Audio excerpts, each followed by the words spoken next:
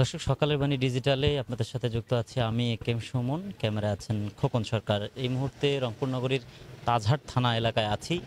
আমার পিছনে দেখছেন যে অজ্ঞাত এক নারী, তিনি আসলে কোথা থেকে এসেছেন নির্দিষ্ট করে তেমন কোনো তার আসলে পরিচয়টি তিনি দিতে পারছেন না। যদিও তার দুই সন্তান এবং তার দুই ছেলে এবং তিন মেয়ের কথা তিনি বলছেন, তবে সেটিও খুবই আসলে ভালোভাবেই তিনি তেমন একটা ঠিকানা বলতে পারছেন না। তো আসলে কেউ যদি তার সন্ধান পেয়ে থাকেন বা তাকে যদি কেউ চিনে থাকেন, তাহলে একটু যোগাযোগ যদি করতে পারেন নিকটস্থ যে থানা রয়েছে আপনাদের, সেই থানার মাধ্যমে যদি থানাতে যদি খোঁজ দেওয়া যায়, তাহলে হয়তো বিস্তারিত আপনারা জানতে পারবেন। যে যিনি তাকে পেয়েছেন, আমরা একটু তার সাথে কথা বলতে চাই যে আসলে কখন আপনি তাকে পেলেন, মূল ঘটনাটা কি, কখন থেকে আপনি তাকে পেয়েছেন, আর বিপাকে কেন আপনারা?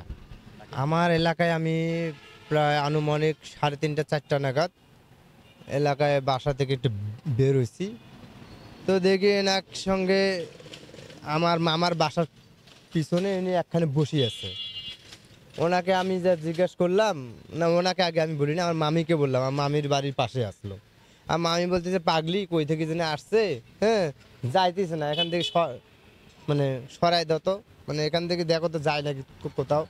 হ্যাঁ, কেউ ওনাকে 10 টাকা দিচ্ছিল খাওয়ার জন্য, ইফতার করার জন্য। তারপরেও সে টাকা নিয়ে আরেকজনকে আগে দিচ্ছে, নিচ্ছে না, আমাদের সত্যিছে না। পরে কারো কথা সে সহ্য করতে পারতেছে না।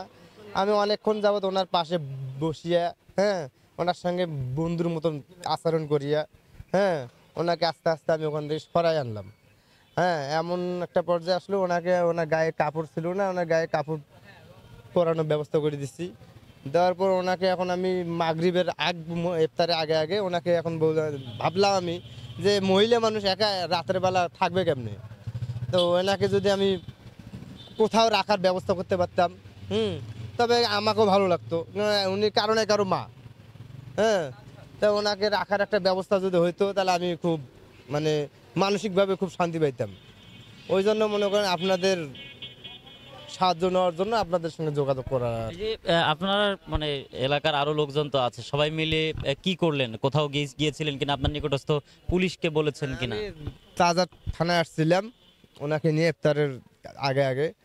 তো তাজার থানায় আমাকে যেটা বললো যে ওখানে মহিলা মানুষকে তারা আর যা রাখবে এরকম এটা হয়তো ব্যবস্থা নাই আর হয়তো কি। অন্য কোনো হ্যাঁ, জটিলতাজনিত কারণে তারা হয়তো সময় দিতে পারেনি। হয়তো নিকট খুব সম্ভবত আপনি যদি একটু দেখানোর চেষ্টা করি যে আসলে তার পরিচয় যেটি তিনি বলবার চেষ্টা করছেন, যে ঢাকা থেকে তিনি কোনোভাবে প্লেন যোগে তিনি এসেছেন, তার যেটি বক্তব্য। তবে তিনি যে কথাটি বলবার চেষ্টা করছেন যে তার সঙ্গে আরও একজন ছিল, তারা দুজনে এসেছেন এবং তার ঠিকানা তিনি বলছেন যে বদরগঞ্জ। তবে তেমন কোনো এছাড়া আর কোনো বিস্তারিত কিছু বলতে পারছেন না।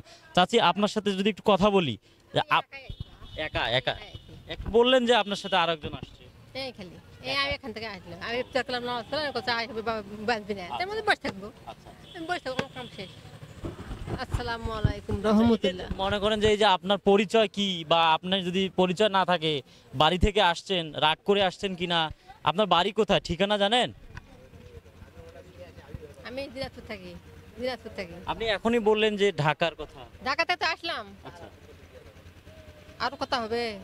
আসলে তিনি একেবারে যে সঠিক করে কোনো ধরনের পরিচয় আসলে দিতে পারছে না। তবে যদি কোনো সহৃদয়বান ব্যক্তি তার আসলে ঠিকানা পেয়ে যান, তাহলে হয়তোবা নিকটস্থ যে থানা রয়েছে রংপুর মেট্রোপলিটন তাজহাট থানা, তা সেখান থেকে যোগাযোগ করেই আসলে তাকে নিয়ে যেতে পারবেন। এই ছিল আমাদের কাছে সবশেষ তথ্য। আমরা আসলে আরও বিস্তারিত 999-এ যোগাযোগ করেও তাকে কোথাও দেওয়ার যায় কিনা এই বিষয়টিও আমরা যোগাযোগ করবার চেষ্টা করছি।